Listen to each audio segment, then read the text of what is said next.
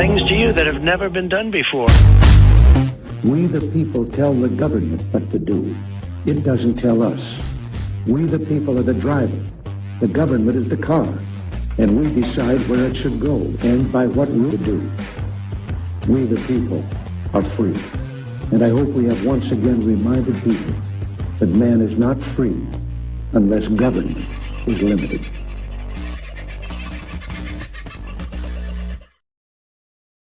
Well, good evening, folks. How are you this very fine evening? It's about 6-ish. Oh, shit, I'm running a bit late. Do apologise.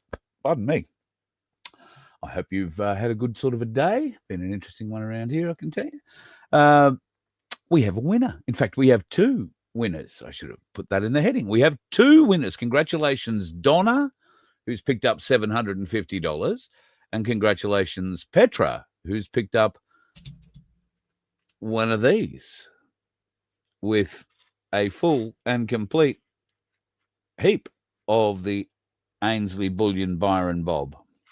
They're 1/10 rounds. Beautiful little thing. You'll be amazed at how light they are. Yep, it's only 1/10 of an ounce of silver in each coin. There's 10 of them in there, adds up to an ounce. And, well, as you can see, if you've been following, let me just bring up the thing and it tells me what it... Okay, so over the last few days, silver has dropped back a little bit. In fact, it's probably dropped back about $1.70 from what it was 2 or 3 days ago. It's got down, I think, as low I saw as 62.33. It sat at about 62.5 for most, I think, of yesterday and a portion of today.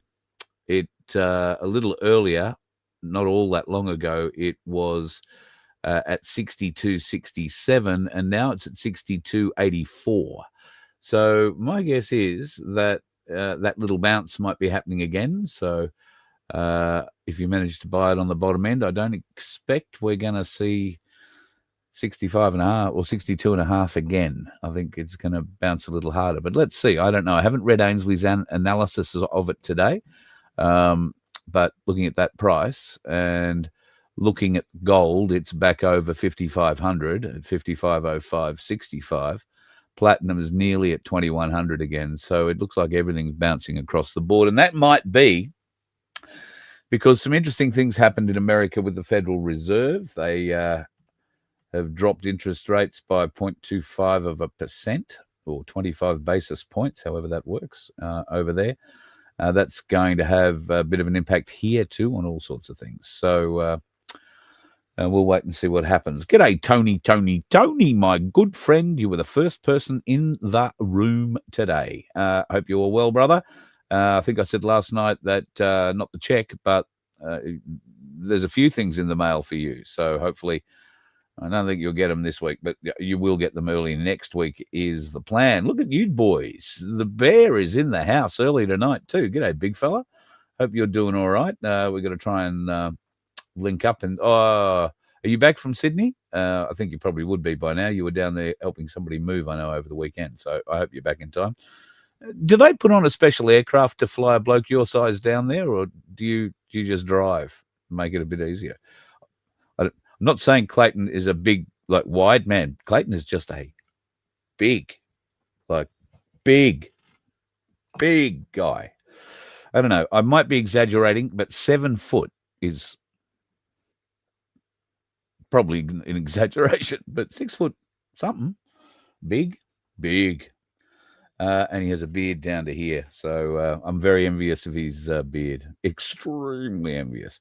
Who else is in the house? The lovely Michelle Bradley Smith, Andrew, and that's about Paul, all the early inners, so to speak. Margot, I want to say thank you to the prayers for everybody, from everybody, for Margie Sedgman. Now, Margie has had her operation finally. Now, as I speak, I should have been telling you about this last night. So she had the surgery 2 nights ago now. She has been in a lot of pain. And so I haven't contacted her until she got the pain under control a bit. They were working on it pretty solidly to make that happen. So thank you to everybody who helped there. Thank you to Clayton, who I know bought the last 4 tickets in the last lottery, so that we were able to get a winner. Cheers, mate. I really appreciate that. And I'm sorry you didn't win it, but Petra and Donna, woohoo! Congratulations, $750. If you would like to go and let's see if anybody has actually bought a ticket in it yet, the new one. You could be the first. In fact, you would be the first if you go to our merch.vof.com website and click on the link. But I'll paste it here into the chat so that you can be the first. Who knows? Lucky first might be able to do it. This is draw number, I want to say 7. It might be 8. Vince will correct me. But that means we are one more draw closer to changing from what is a pretty spectacular little piece, I've got to tell you, with the rounds in it. We will be giving away another gram of gold. So if you are liking to increase your stack, and it might only be a very little stack with grams of gold, but the more grams of gold you've got, well, I don't know what a gram of gold's going for at the moment. Maybe we should have a look, hey? Because I know people like to stack gold. So let's see what a 1 gram gold. Well, is it going to search for me? Have I got to have a think? Gold. We are looking at. Oh, they're 100ths. Oh, we don't want 100ths there. Have you ever seen a 100th of a gram of gold? It's like a wafer. It is just so thin. So 1 gram minted, we are looking at $213 worth. There you go, nearly $214 worth at the moment. So there's that. And then I just happened to click on a 1/10, or it's just underneath it, a 1/10 gold kookaburra, $636.25. Well, maybe one day in the not too distant future, we might be able to put a 1/10 gold coin inside one of our Voice of Freedom holders. And I don't know if Pete from Pinaroo is in the house tonight, but I did see in the chat last night he was bragging. Not bragging, I'm telling a lie. But he was saying that there will be gold leaf on the ones that he and his young bloke are putting together. Gold leaf Voice of Freedom. So I think, I don't know if that's real gold leaf or it's just going to be a golden sort of plastic. Whichever way, I think it'll be spectacular. And I've already had people who've said, righto, well, I want one of each, please. One of each style. Because we had a talk last night, obviously, about how these could be, kind of, sort of, I guess, if you felt that way. You're a collector. These would be a collecting kind of thing. So you would have, in fact, let me get the other one out, if I can. Do I have it? Oh, I don't have it here. I may have had to use it. There's this version, which has me colouring in this. You won't get a version of that. I have a version of this that is completely uncoloured by me, but these are the prototypes, and you know, this one's got a loose kind of lid, so I'll hang on to these ones. But you'll get much better quality because Vince redesigned things, and the lid now is just magnificent. We have had the people who I've sent them to this week. Mostly, hello Adele. I'm glad you like yours. G'day Jan. G'day June. Thank you very much for the emails, and I know you love yours. Mitch should be getting his maybe tomorrow, and Shane, yours is on the way. Thank you, Deb, for your email. I think I've sent you one back. I'm sorry I missed it the first time, but we will look after you with that. And our good friend Eyeball, or One Eye, as he's also known as, he wants to get one of each. So from the plain to the hand painted, and I've got to say, pretty spectacular, hand printed, well, machine printed, hand painted by Vince version.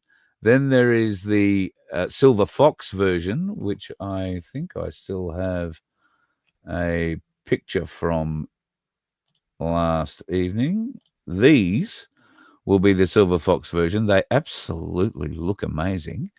And that's because there's two different sorts of plastic used in them rather than what's had to happen with Vince's.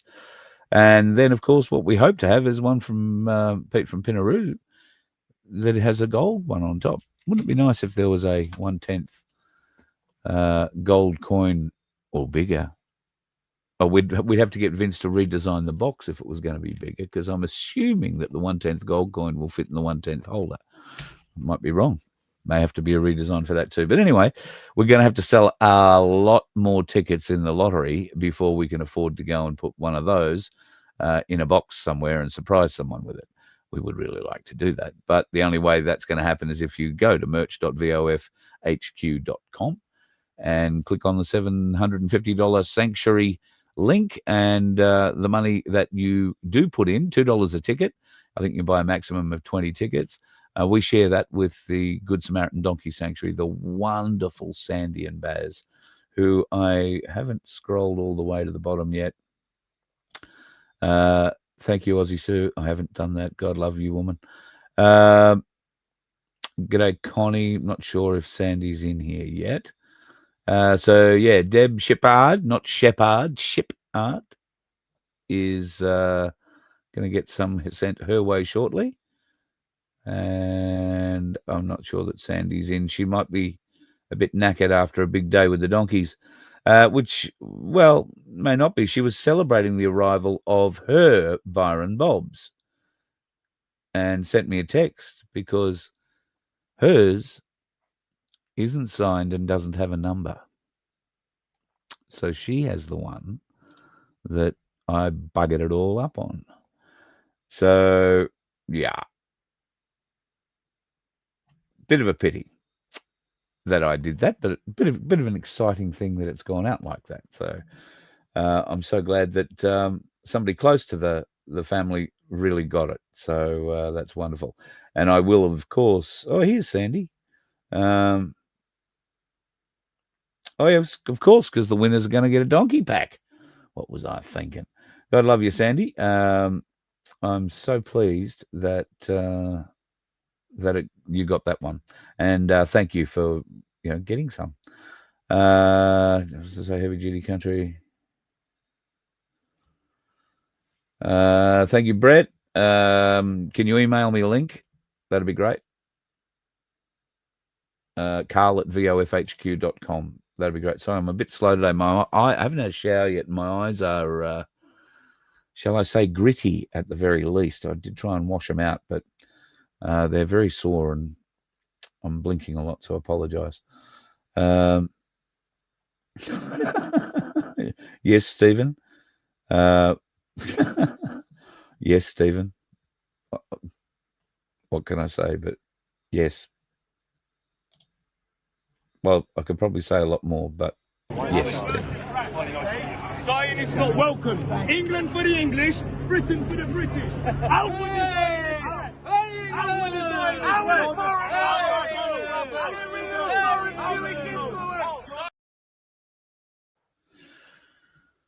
Yeah, now he's somewhere in Israel, very close to Gaza. He sent me an email today, and when I say he sent me an email, I just, for some reason, somebody's put me into his mailing list. So I get an email today, Avi, dear Carl, here I am in Israel, and I'm looking at piles of food right here on pallets with trucks ready to take it across the border and feed the starving people. But we're not allowed. We're not able. We can't do this for, you'll have to watch the show to find out why that is. But, well, I'm pretty sure the reason is if they take the trucks in there, there's a big likelihood they're going to get blown up by the Israelis who are throwing the bombs over the wall, the guns, the howitzers, the aircraft. That probably would really mess up the distribution. I mean, it'd be very effective distribution in one sense, in that it will get distributed. It just won't be much use when it gets there. So Avi's over there I'm not sure whether or not when he arrived in Israel, he said he ran into a problem.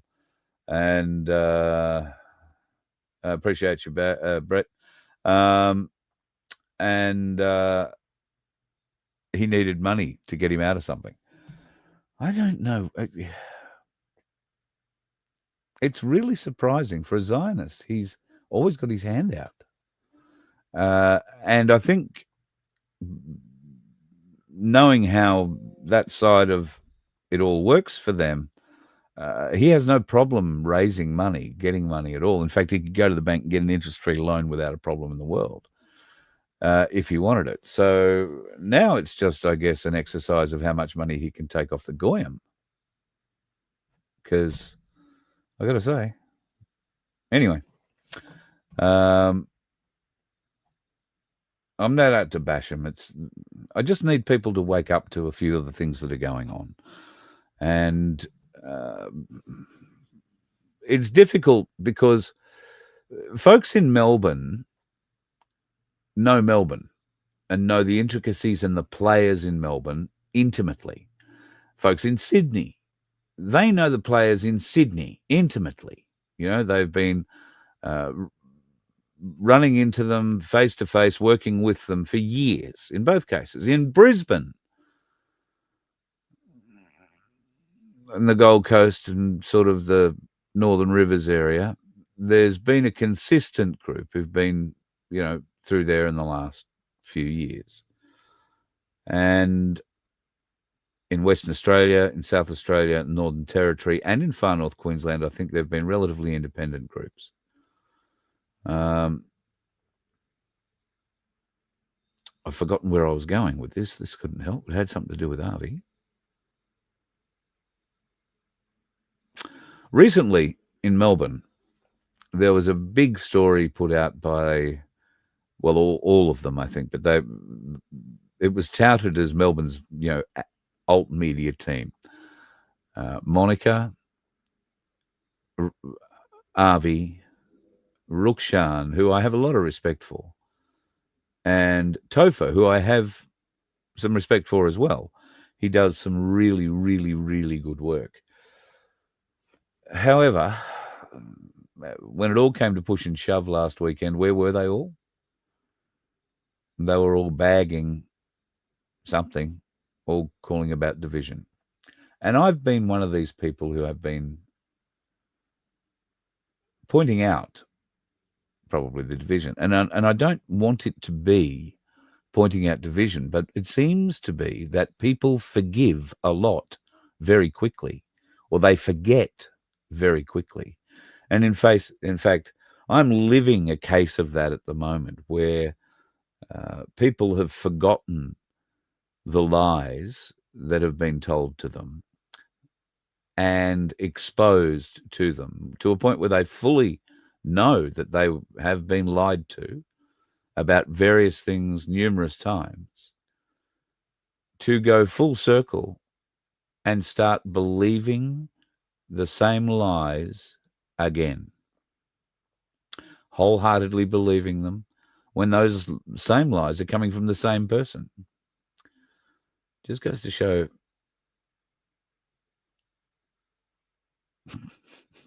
Well, I'll write a book about it one day, soon. Yeah, so their little media group didn't even bother turning up, as far as I'm aware. And if they did turn up, they were down at the other alt protest for the Palestinians, and whoever else turned up there wearing whatever else they might have worn. I don't think there were too many people there.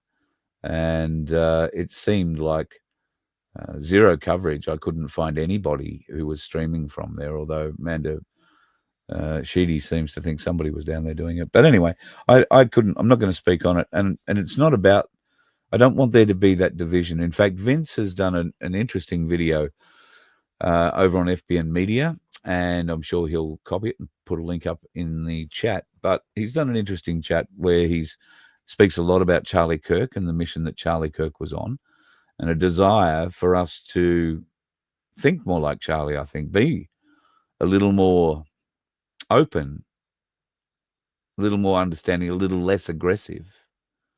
in what we believe, what we think.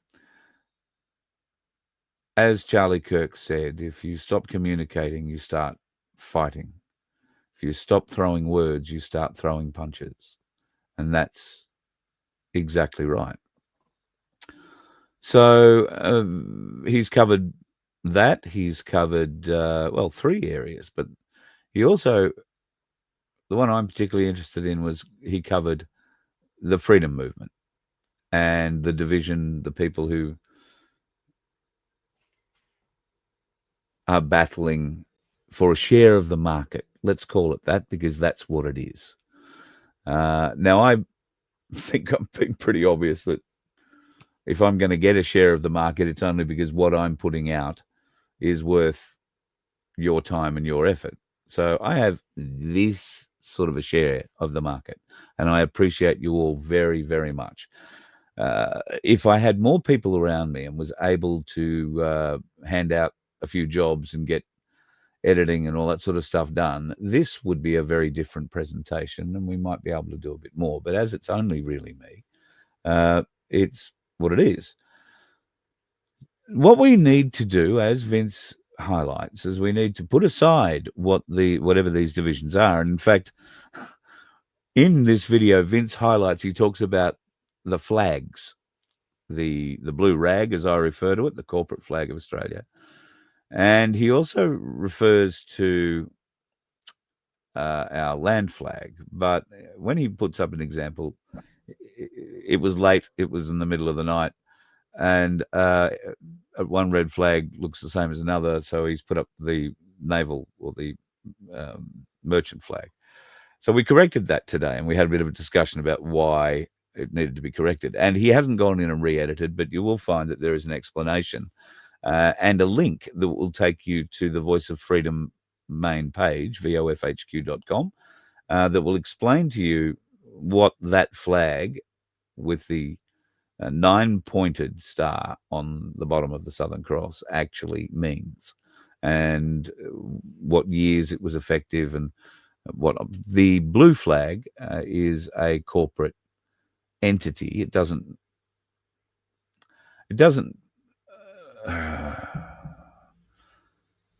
it has a place. All right. Some of us might struggle to find that place, or may think that that place is somewhere rather unsavory that we'd like to shove it. But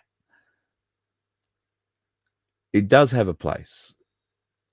And I think because we would be fighting a rearguard action trying to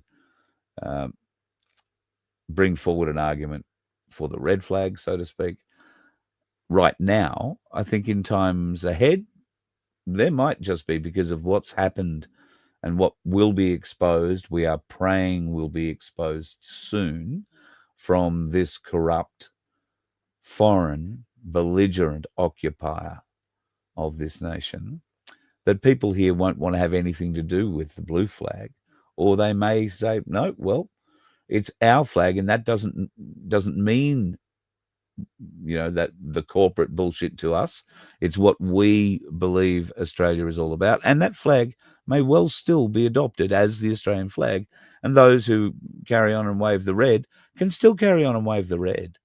There's no problem with that. It shouldn't be a means for division. And I know those with the red will say, well, you know, the people waving the blue flag don't understand what it means. Well, maybe they don't. But waving a red flag in their face and calling them a fool isn't going to educate them, nor is it going to make 1/15th of difference in our fight to get rid of a corrupt government. It's a distraction.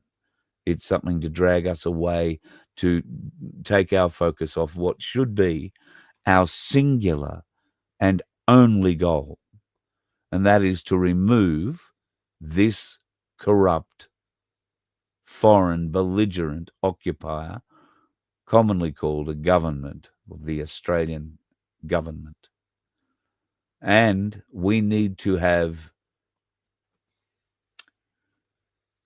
a deep, deep look at what comes next, because there are many, many people preparing on the sidelines, and I commend Joel Jamal for the work he's doing, because while I am not a political animal, Joel is, and he understands how that is an important aspect of what is to come in the future. I mean, what happens if tomorrow all the politicians are arrested and we get a general come on our TV screens at sunrise and give a speech saying, well, all these corrupt bastards are, currently being held in various military installations around the country where they will be placed on trial, and life, the universe, and everything will proceed in an orderly manner from there. Then what happens? Will they introduce Ricardo Bozzi as an interim administration officer, let's call it?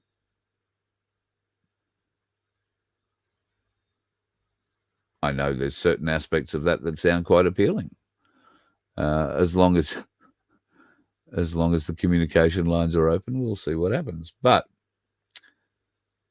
the people will say what's going. Yep, all right, Crunch. Okay. The people will say what's going. I agree. However, the people at the moment, the vast majority of people want to be led. They do not want to come to these decisions. These are too big. I've got to figure out how to pay my mortgage this month or my rent this week. And you want me to try and figure out how to overthrow a government? And it's not overthrowing a government. It's just these people are not working for us. It's quite obvious. They believe we're blind and they're getting away with it. And we've proved, I think, with enough media attention, good and bad, that there is certainly enough dissent in the country for the government to be worried. And that's why there are all these sovereign citizen stories. And I was reading news.com.au the other day for some reason, and stories about Desi, actually. And there were two stories on the page back to back about Desi and Victoria. One of them started out with alleged sovereign citizen Desi, and then the other one started out with sovereign citizen Desi. So somebody was using the alleged term, which is good. You should allege that, because that gives you a face-saving way out when you understand that you can't bring sovereign and citizen together and have it be anything other than an oxymoron, which in many people's, those writers' cases, is probably not a bad thing. They'll be familiar with the last part of that word anyway. However, these aren't stupid people writing these articles. These aren't stupid people, for the most part, presenting television news. They have been given directives to refer to people as sovereign citizens. So they do, without actually understanding the difference. And you could explain it to them and it wouldn't make one jot of difference. Not one. So anyway. Brett, yes, I heard Jono, Captain, what's his name? Pirate John, did a live. I've got it on my phone here. I was watching a bit of it earlier. Of course, John is in damage control at the moment. Now, the interview he's done is with Chris Goveries, which is great, because he's got nowhere else to go and do it. And Chris does what I've heard of it so far, at least, a very fair and good interview. So good on to him. And John is, John does what John does. He lays out the shiny bits and puts out what is nothing but truth. We turn up, we want to feed people, we want to give them water, and we want to give them somewhere to piss. That's all we want to do. That's not all. He doesn't say that's all we want to do. He said that's what we're there for. We're there to help people, to feed them, to do this, to do the other, to do the other. But what they're also there to do is gain optics, and that is a whole different sphere of union maneuvering, if you like. Optics spinning a story, getting things to look one way and tell a narrative about it when the reality is vastly different. And that is because you will forget all the details of what happened in the Sydney parade or the Sydney rally or the Brisbane rally or the Melbourne rally. But you'll have photos and you'll have memes and things that will hang on your computer to remind you, because you thought they were funny at the time. You've saved them, you've shared them. They'll pop up in 10 years' time. Say, oh, you remember this? So John's trying to put a narrative out that was all it was. We were there to help. It's almost like all he's missing is that habit that the nuns wear. Because, we were just there to do the good. We were just doing the good work. I know the full story, and that's where they have a problem, because I know the full story. I know the plan. I knew what they planned to do, and I know even the Aussie Cossack admits it. You know, he is a narrative spinner. He is a storyteller. He is an optics man. So optics, go and look up what optics are, and I don't mean just, for your eyes or through a lens or anything else. I'm talking about propaganda optics. Look up how that works, propaganda or the psychology of optics, and you'll get an understanding of where their plan came from. And I'm not saying anything they could sue me for, because I know the plan. It was told to me, even though I tried to talk a couple of times, maybe stop them telling me, but that didn't happen either. Did I have a should have gone to Specsavers moment? Oh, there you go, Michelle. Plenty of people saying the cretin is doing wonderful work. Albo Sleazy doing wonderful work. Well, he's made a couple of announcements today.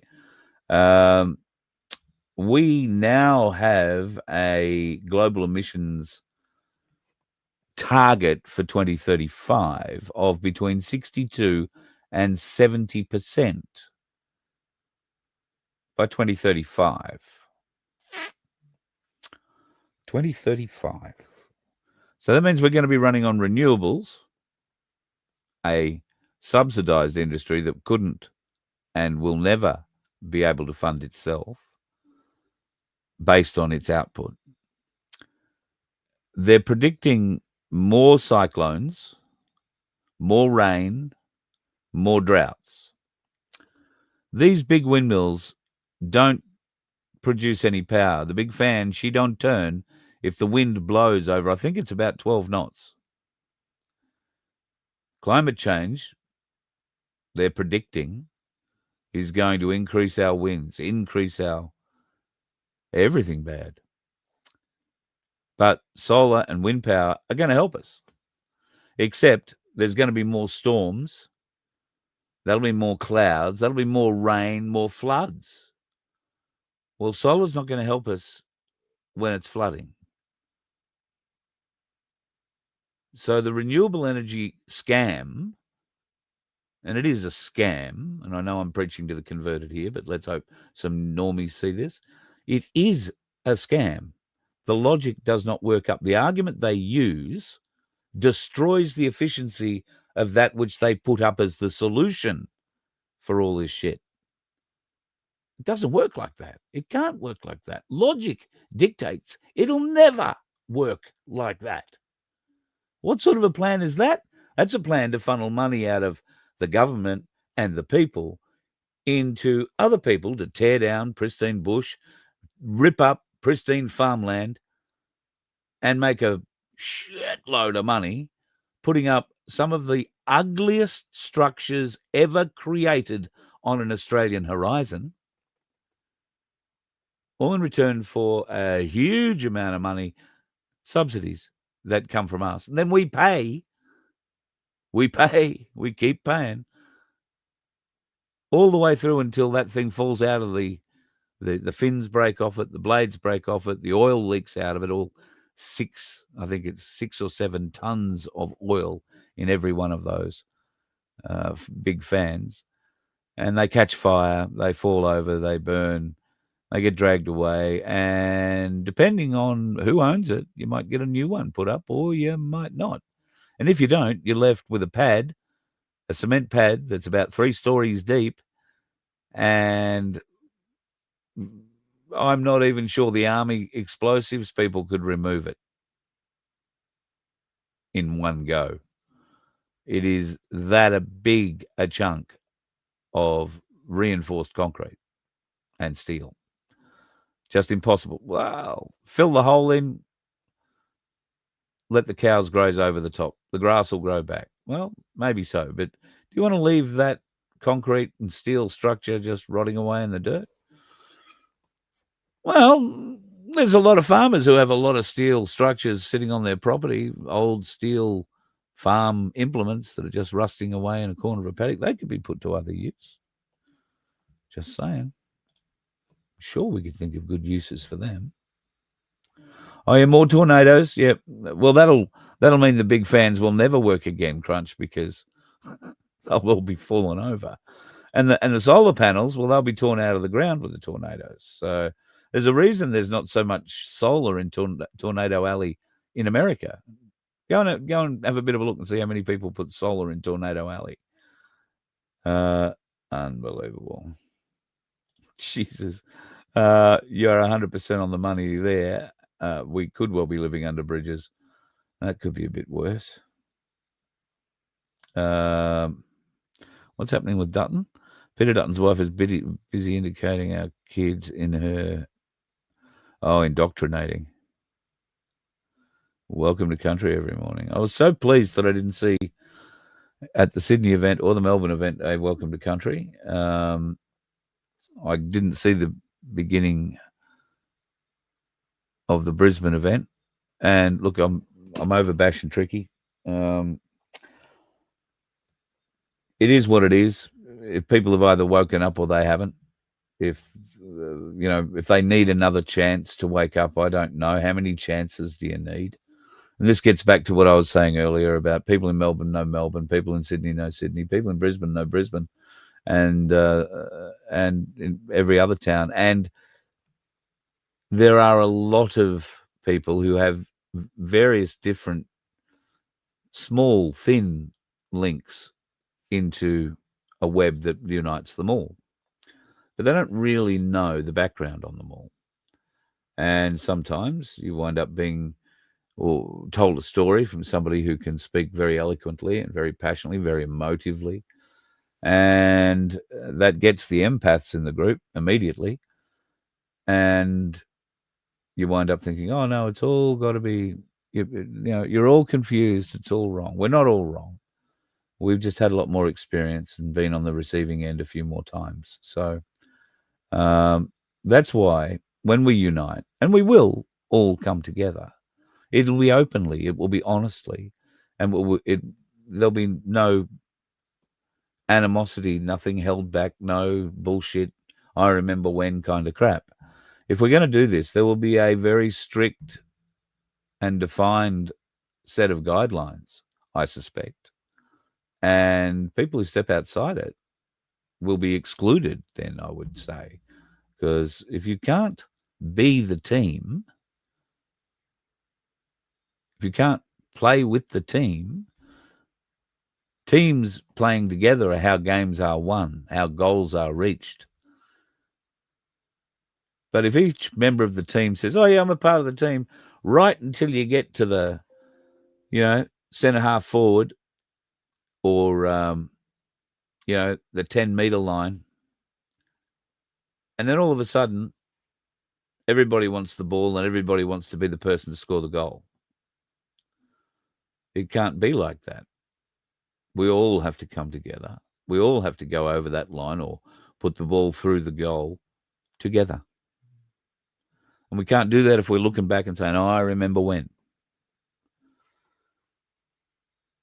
But to gain that level of confidence to move forward in a group like that, there needs to be defined consequences for going outside of the rules, for coming to the meetings and saying, yeah, I agree with everything, and then turning up and doing something completely different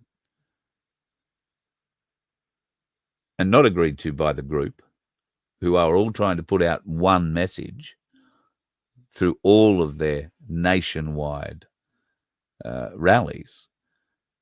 And to have each state, let's call it, then go off and do their own thing by ignoring. Some will stick together for sure, but others will go, oh no, I nodded my head and said, yeah, but we're going to do this.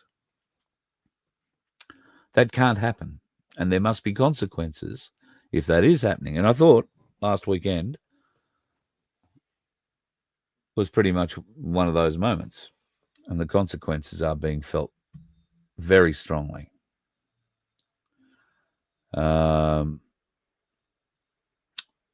Yeah.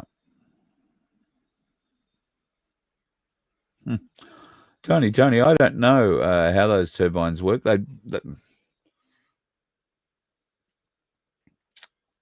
mean, it's a big fan. I'm wondering, a big propeller. I'm wondering whether or not the blokes that install it, one of whom is a mate of mine, I should ask him how they managed to do that, because they're all really good abseilers. So like a good remote control petrol engine plane, maybe one of them gets out on the end of the blade and just swings off it and just starts it turning. I don't know. We'll have to go and find out how they do it. Yeah, the birds, God, these things kill hundreds and hundreds of birds each every year. For whatever reason, the birds fly through, get hit. It's not very good at all. Black Sheep's in the room. G'day, mate. Macca. G'day, Belinda. The fans contaminate the surrounds. Well, I remember the first complaints of people in the Ararat Beaufort area, I want to say. This goes back a long time since I was living in that area or even associated with it. There were farmers and farmers' wives particularly complaining about headaches, and that this whoomp, whoomp, whoomp noise was at a frequency that was hurting the cattle, and the cattle were, really spooked by it. It was also having an effect on the farmers whose land these things were on, because this whoomp, whoomp, whoomp frequency was quite a problem. So I don't know if that ever was fully proven or debunked, or they had to make changes to designs. And I know that they have made changes to the windmill propeller design, or the windmill design, maybe for that very reason. But not skilled in that area at all. I'd prefer just to see how you bring them down.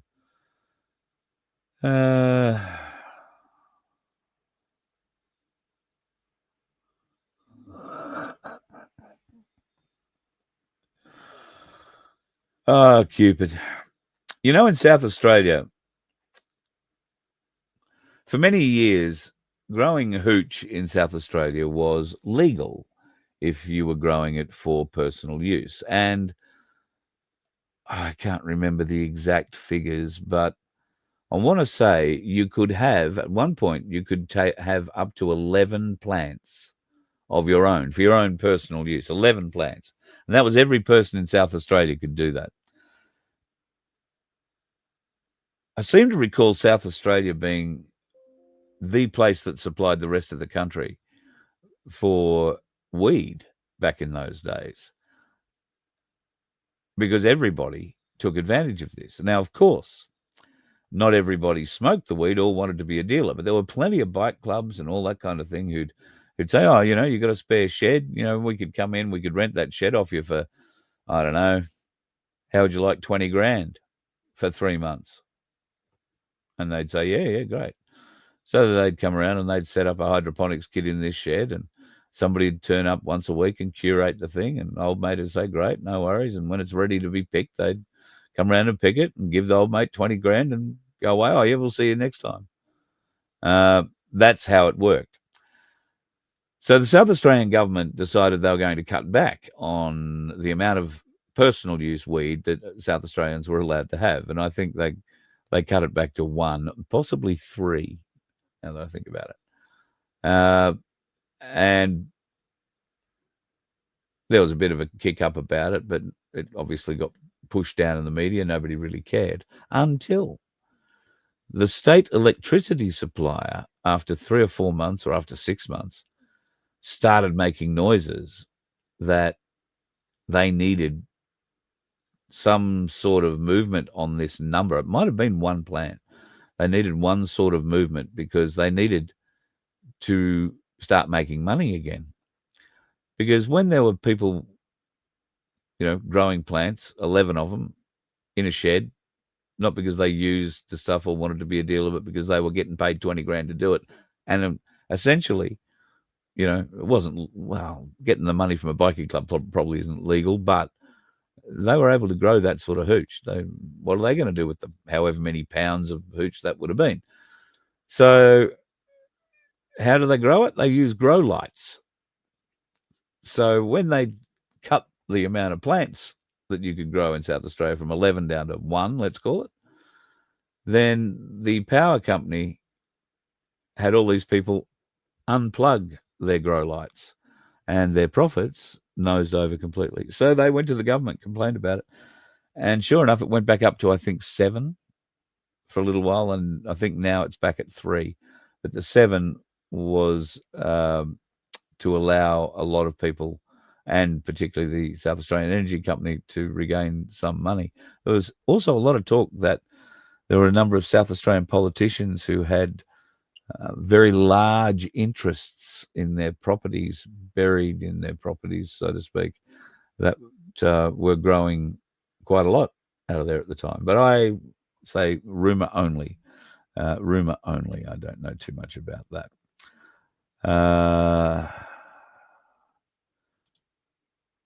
Now then, I did say there was something medicinal use stuff only slots, 100%. There are a lot of sick people in South Australia, a lot. I understand. Remember Snowtown? Oh, different kind of sick. Beg your pardon. I was going to say something and you threw me off. The police commissioner in Tasmania grew 5 acres of dope. Oh, God, don't we love these corrupt governments? Wonderful people. He's in the house. He's only got one eye on it, but he is in the house. G'day, mate. I hope you are well. I'm just trying to get through a few more chats here. How long have I rattled on? God, nearly 50 minutes. I do have a few things to show you. That was only one of the smaller crops. That's weird because Tasmania is the largest provider of opium in the world. Tasmania provides the raw opium for the pharmaceutical industry. Are you aware? And now that opium growing ability is spreading to the mainland. I think there are, I might be wrong, but certain areas in Victoria, I think, are also growing those crops, have been for a while. And these are very dangerous crops to grow, not just because they're growing opium poppies, but because if kids jump the fence and, get pricked by one of these things, and you get a little bit of that white juice that comes out of them into your system, it can kill you very, very, very quickly. The Tasmanian grade opium is the highest grade opium in the world, and that's why the pharmaceutical companies pay best for it. And Tasmania is the ideal place to grow it, not just from a climate perspective, but also from a security perspective, because you cannot get it out of the state. You cannot get out of the state unless you have a plane or a boat or a submarine. But that's a story for another night.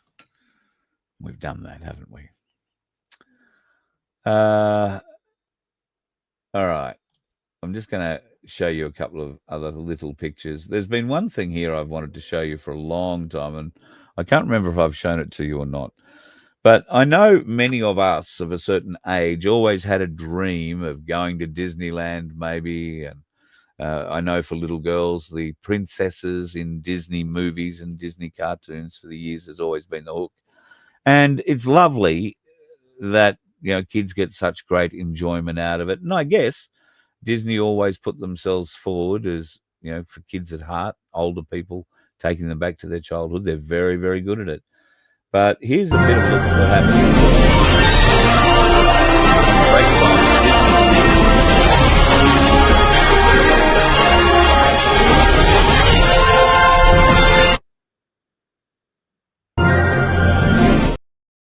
Sorry. It's all in plain sight, folks. And especially when they're standing at the urinal. So it's all around us, sadly. All around us. Now, do I want to go down there tonight? No, I don't think I want to talk about that fully tonight. I do want to show you something that has caught my eye. Now, this is a new form of police protection that I'm sure will be rolled out very soon in the US and probably shortly thereafter in Australia. This is going to be a bit of a game changer when we the people go to protest.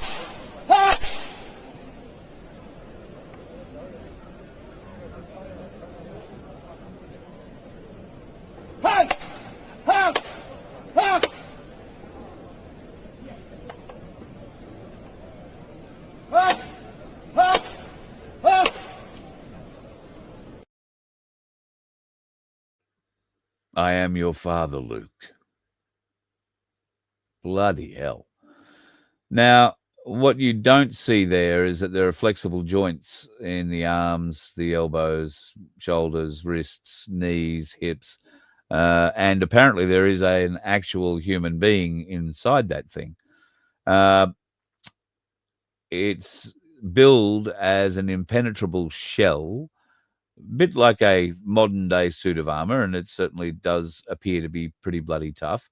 It's tough enough to have the user survive an explosion from a reasonably close proximity. It will provide enough protection for them to not get, shredded by shrapnel. Whether or not they actually survive the impact of whatever they hit at the other end, who knows? Or the concussion blast itself, who knows? But you've got to think, if you come up against a group of those coppers at your next rally,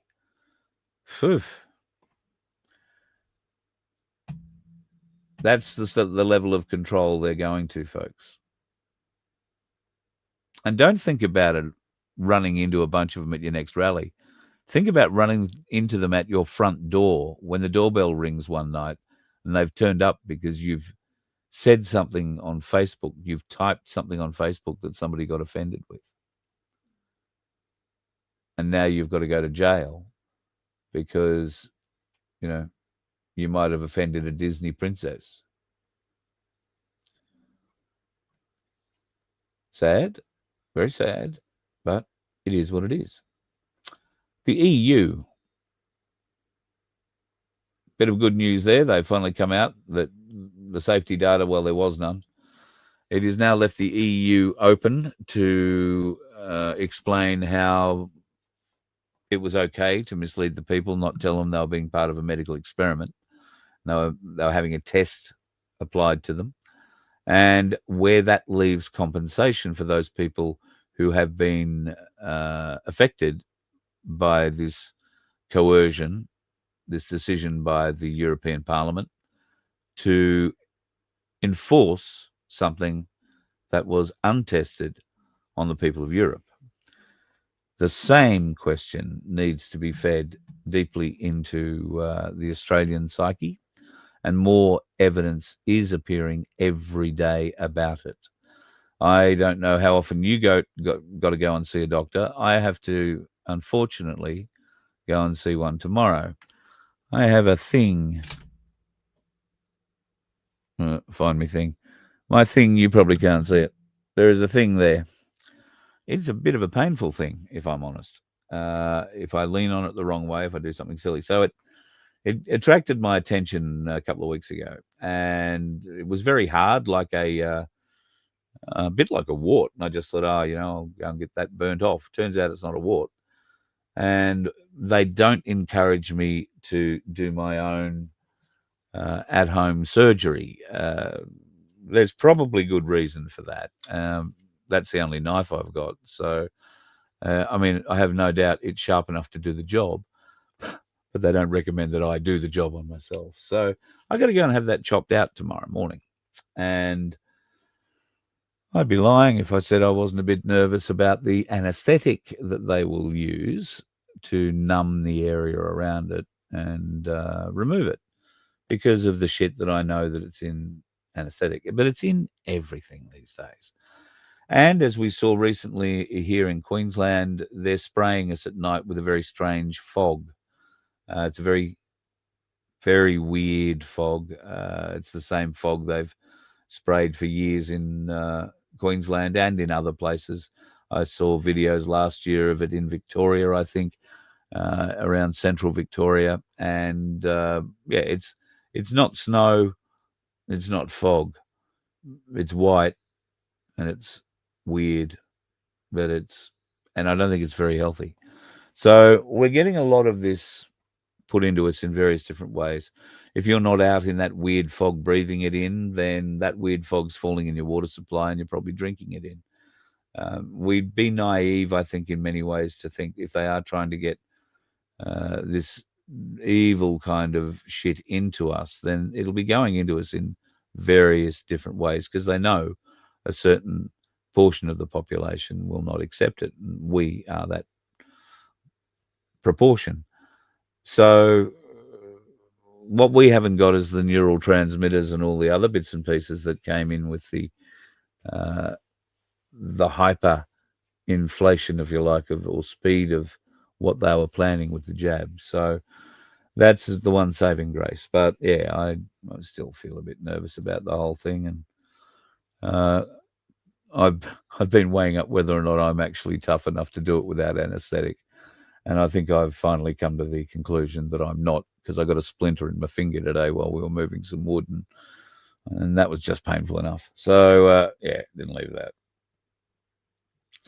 Yeah, I crunch, you're 100% right. I believe that the police robots will start in Victoria and in Canberra with the AFP.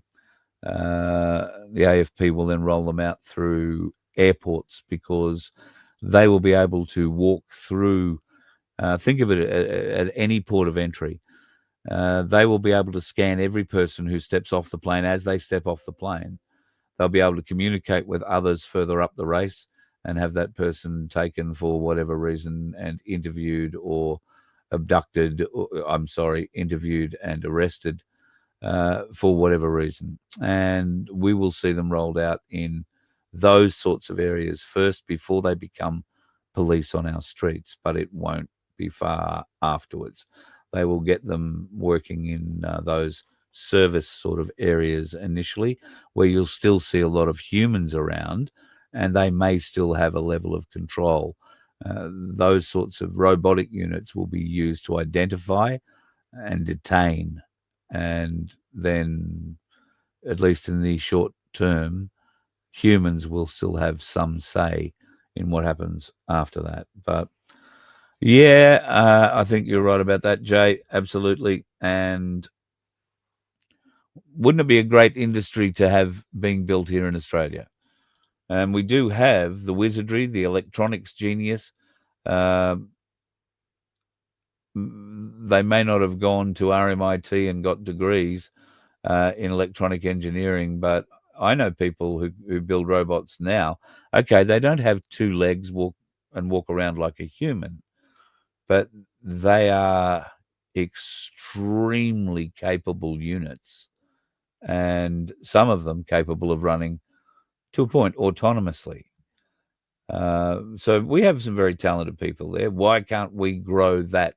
Why can't we grow robots that are good for the use of Australian people doing the great things for Australia? Why can't we get them to dig a new river, a new system, so that Australia becomes drought-proof. It would allow us to open up the centre of this country and become a food bowl to the world. I wouldn't mind robots that could do that. That'd be all right.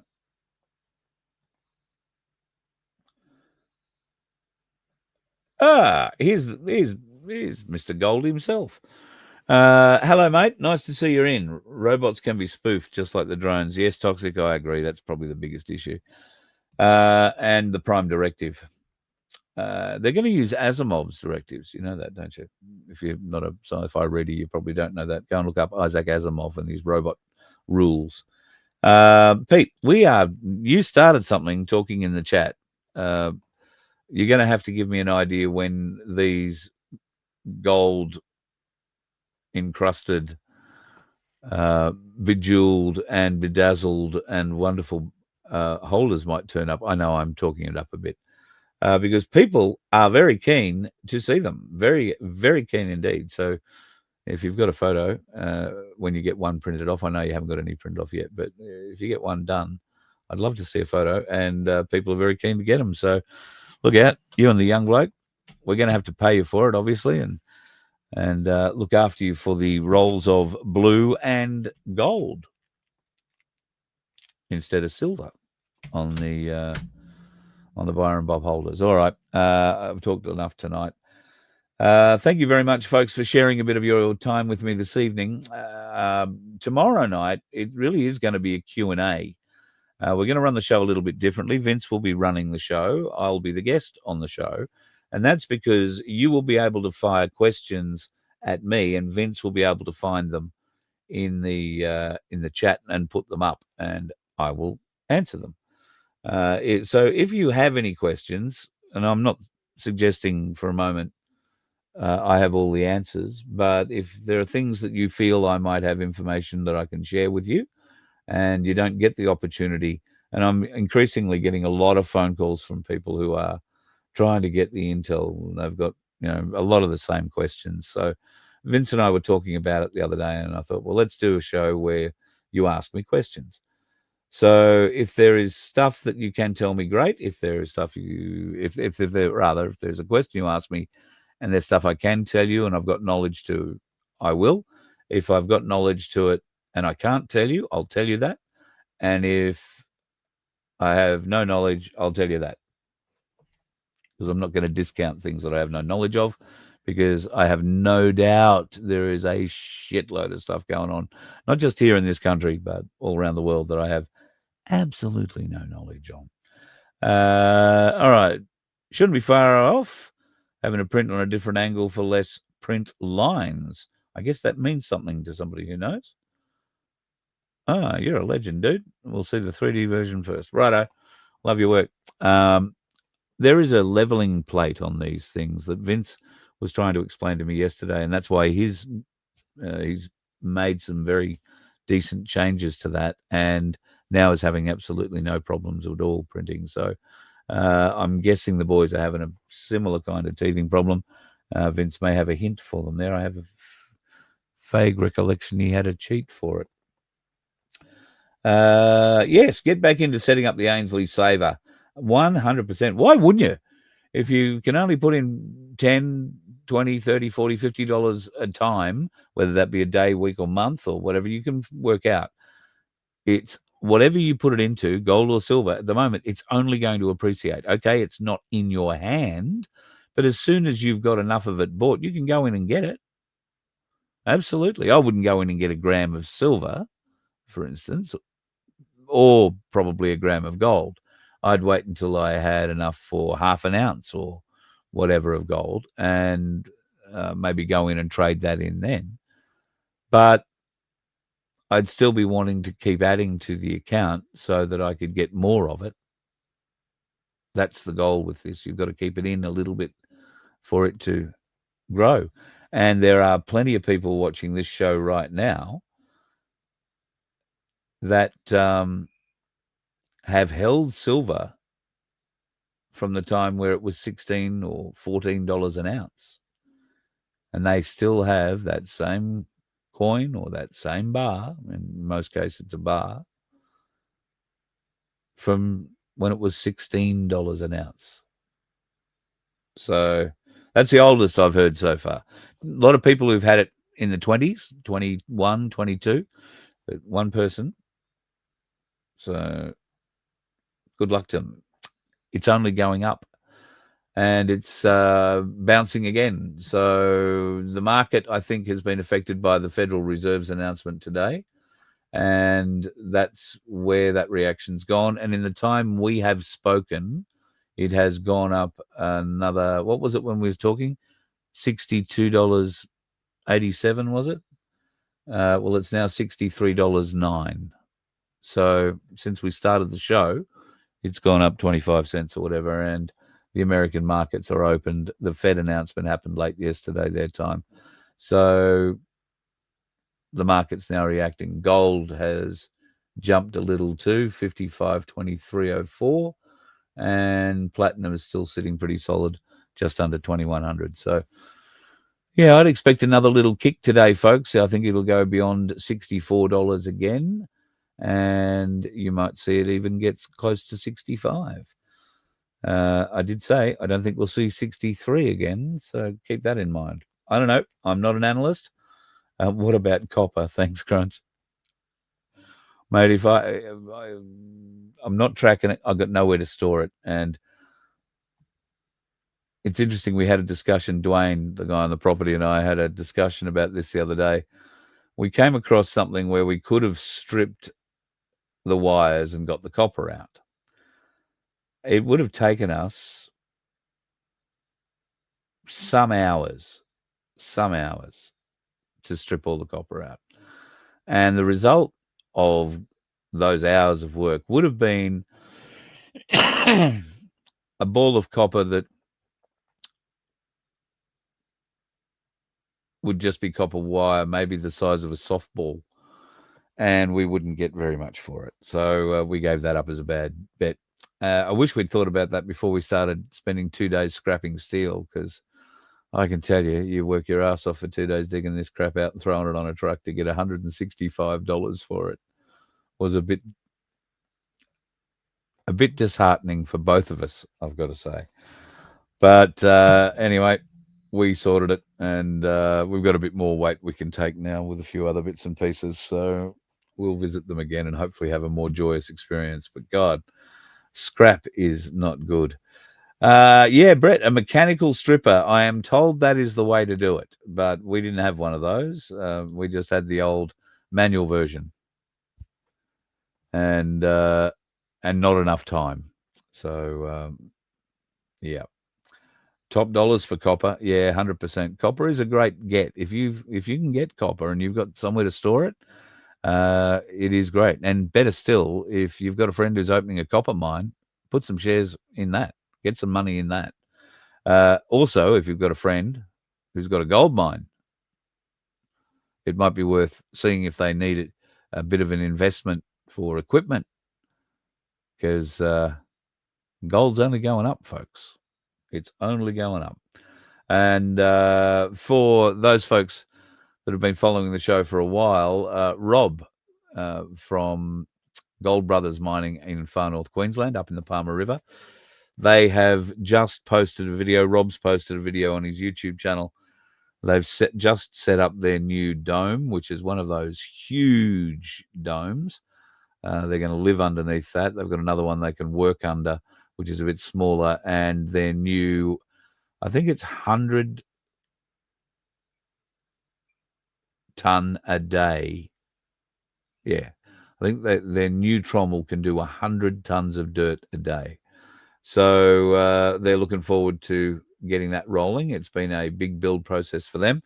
And hopefully I might get an invite to go back up and see what they've done with the place. But if you've got friends in mining, folks, who happen to know a bit about copper, know a bit about gold or silver, because I hear around Silverton there is a lot of people out looking for a little bit of ground to go digging. And Silverton was near Broken Hill, was named because of the silver mine there. I don't know if there's any thoughts about reopening it. That might bugger up the Mad Max festival that happens every year out there. But anyway, that Mad Max Festival is certainly a place you want to go and check out if you ever have the opportunity. Head on out to Broken Hill and then take the little leap. I think it's only about 25 k's out of town to Silverton for the Mad Max Festival that they put on out there. My God, some of the people, some of the get up, and all of the cars. Well, I can tell you, there's certainly no dickheads on the roads out there. They're just some wild buggers. You let one ant stand up to us, then they all might stand up. Those puny little ants outnumber us 100 to 1. And if they ever figure that out, there goes our way of life. It's not about food. It's about keeping those ants in line. That's why we're going back. Does anybody else want to stay? Let's ride!